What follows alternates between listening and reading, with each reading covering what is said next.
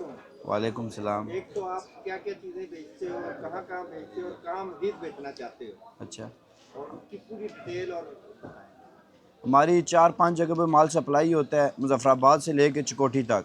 ठीक है, उधर हमारी रोज़ाना की 2-3 गाड़ियाँ जाती हैं माल की, समझ गए हो। और दूसरी साइड हमारी कोटली से लेके ततापानी तक माल जाता है, सही, आगे अजीरा तक जाता है, फिर अजीरा से लेके आखिरी कश्मीर के आखिरी कोने तक, फारुल कोटे तक हमारा माल जाता है। सही, माशाल्लाह। उसमें हम लोग मज़ीद नीलम में बेचना चाहते हो? नीलम में भी अगर कोई अच्छे बंदे मिले, अगर कम रेट चाहिए उनको तो ले सकते हैं ले हमसे। सकते हैं।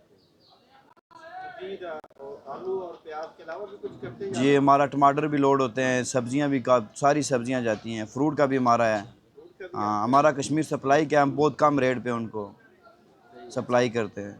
इसके अंदर आपका नंबर लगाएँ। हाँ, नंबर लगा लो हमारा। सरकार ने मेरा नंबर लिखा हुआ उसके ऊपर जो है ठीक हो गया।